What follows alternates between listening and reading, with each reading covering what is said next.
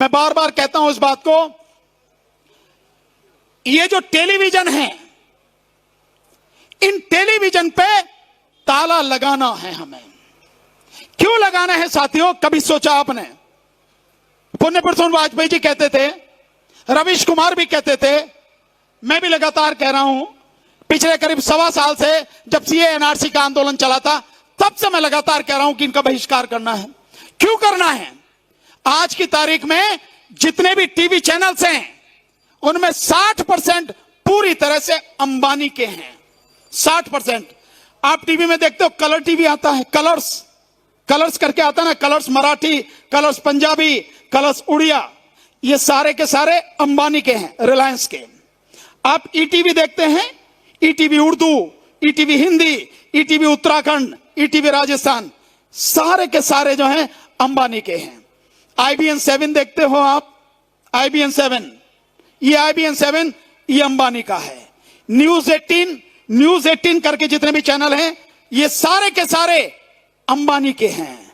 इसके अलावा बाकी जो और चैनल्स हैं, उन सब में भी बहुत बड़ी हिस्सेदारी अंबानी की है। और अंबानी क्या कर रहा है? अंबानी इस देश को तबाह करने के लिए मोदी का इस्तेमाल कर रहा है नहीं है साथियों? इसलिए मैं बार बार कहता हूं कि हमें अपने टेलीविजन पर 1 साल के लिए, कम से कम 1 साल के लिए ताला लगा के रख देना चाहिए। मैं इसलिए कहता हूं साथियों जी, क्योंकि जब हम इस समय संघर्ष कर रहे हैं, ये जंग का मैदान है साथियों, ये संघर्ष का मैदान है।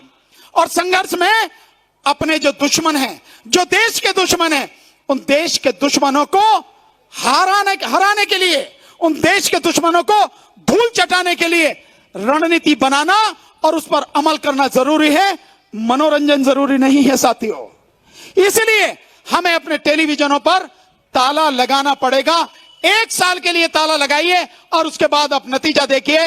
ये अंबानी, अडानी, लाला रामदेव, इनकी दुकान पर ताला लगेगा और साथ ही साथ में मोदी और मोदी सरकार, ये भाजपा सरकार घुटनों के बल आ जाएगी। इसलिए ये लड़ाई हमारी बहुत जरूरी है साथियों। मैं बार बार आपके बीच में आता रहा हूं। इस बार थोड़ा सा ज्यादा समय हुआ क्योंकि गाजीपुर बॉर्डर पर थोड़ा ज्यादा समय देना पड़ा, थोड़ी स्थिति वैसी थी वहां की, इसलिए वहां पे लगातार रहा। मैं आपके बीच में हमेशा आता रहूंगा, आपके साथ कदम से कदम मिलाकर अंतिम सांस तक संघर्ष करता रहूंगा। और ये तो मैं आपको कह ही रहा हूं, आपको घबराने की जरूरत ही नहीं है। घबरा इस समय सरकार रही है, मोदी सरकार घबरा रही है। तभी तो मोदी सरकार के या बीजेपी के जो राष्ट्रीय अध्यक्ष हैं जेपी नड्डा मीटिंग कर रहे हैं। तभी तो जो संजीव बालियान, उनके मुजफ्फरनगर से सांसद हैं, जाट, जो पश्चिम उत्तर प्रदेश के जाट नेता हैं, उन्हें बुला के मीटिंग कर रहे हैं। इसलिए उनकी हालत खराब है। आपको बिल्कुल समझ में आ जाना चाहिए। और केवल जाटों की बात नहीं, आज की तारीख में हर समाज का व्यक्ति इस आंदोलन से जुड़ चुका है। जाटों ने तो झंडा उठा ही लिया है, साथ में और जो लोग हैं, चाहे वो गुर्जर हो, चाहे जाटव हो, चाहे कुर्मी हो, चाहे जो भी हो, हर समाज का व्यक्ति आज इस आंदोलन से जुड़ चुका है। किस किस की मीटिंग करोगे मोदी जी? अब आपकी कब्र खुद चुकी है।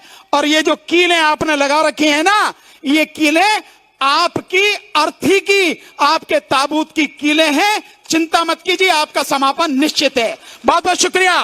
बोले सो निहाल। वाहेगुरु जी दा खालसा, वाहेगुरु जी दी फतेह।